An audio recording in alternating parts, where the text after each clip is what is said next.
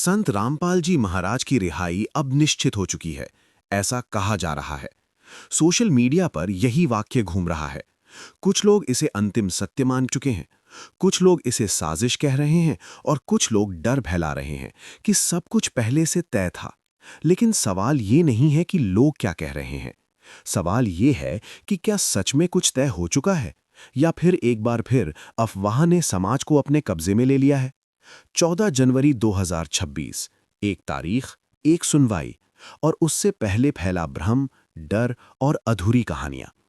ये कहानी सुनिए आखिर तक, क्योंकि ये सिर्फ एक व्यक्ति की कहानी नहीं है। ये उस समाज की कहानी है जो अफवाह और सत्य के बीच फर्क करना भूल चुका है। ये कोई एक शहर की बात नहीं है। ये हर उस जगह की कहानी है जहां मोबाइल नेटवर्क है और सोचने का समय कम होता जा रहा है। हर सुबह लोग अखबार खोलते हैं, लेकिन ज्यादातर खबरें मोबाइल स्क्रीन से आती हैं। यहां खबर पढ़ी नहीं जाती, फॉरवर्ड की जाती है। इसी माहौल में एक खबर आती है, पंजाब एवं हरियाणा हाईकोर्ट में संत रामपाल जी महाराज की जमानत याचिका पर 14 जनवरी 2026 को सुनवाई होगी। बस इतना ही।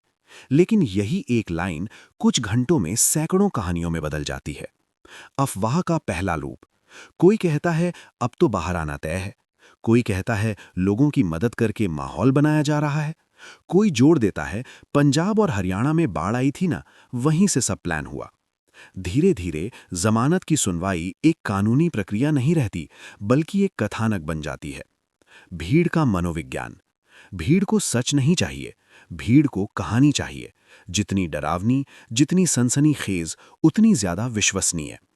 लोग पूछते नहीं कि अदालत कैसे काम करती है। लोग ये नहीं जानते कि सुनवाई और निर्णय में फर्क होता है। लेकिन लोग ये जरूर जानते हैं कि डर कैसे फैलाया जाता है, डर कैसे बिकता है। कुछ लोग कहते हैं अगर ये हुआ तो देश बदल जाएगा। कुछ कहते हैं ये सब समर्थन जुटाने का खेल है। और कुछ लोग बस इतना कहते हैं, कुछ तो गड़बड़ है। गड़बड़ शब्द सबसे खतरनाक होता है, क्योंकि ये बिना सबूत के पूरा शक पैदा कर देता है। आपदा और मानवता को जोड़ना। अब कहानी में एक और परत जुड़ती है। लोग पुरानी घटनाओं को जोड़ने लगते हैं। हरियाणा और पंजाब की बाढ़।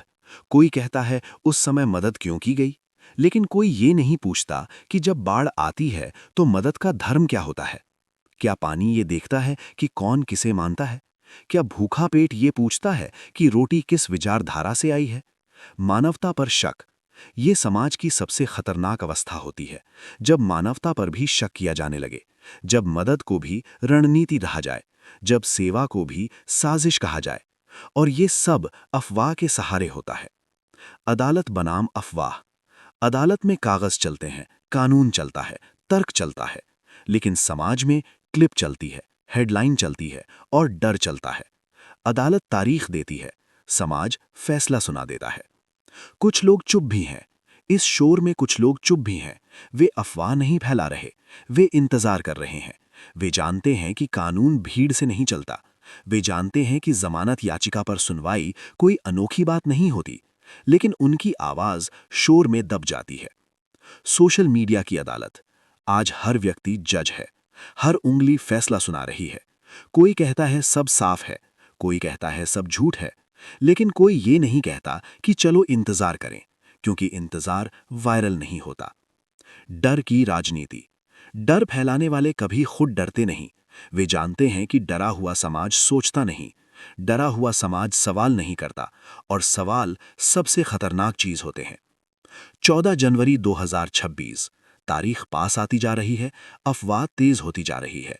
कुछ लोग पहले से ही परिणाम घोषित कर चुके हैं, लेकिन सच्चाई ये है इस तारीख को सिर्फ सुनवाई होगी। फैसला कागज, कानून और तर्क से होगा। कहानी किसकी है? ये कहानी संत रामपाल जी महाराज की नहीं है।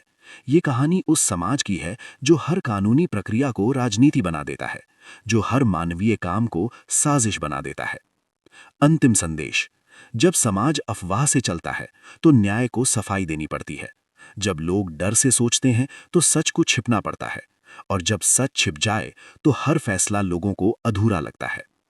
14 जनवरी 2026 एक दिन है, लेकिन उससे पहले हमने क्या सोचा, क्या कहा और क्या फैलाया, ये तय करेगा कि हम एक जागरूक समाज हैं या सिर्फ एक प्रतिक्रियाशील भीड़। फैसला अदालत देगी, लेकिन परीक्षा समाज की है, क्योंकि सच कभी अफवाह जितना तेज नहीं होता, लेकिन जब सामने आता है तो सब कुछ बदल देता है।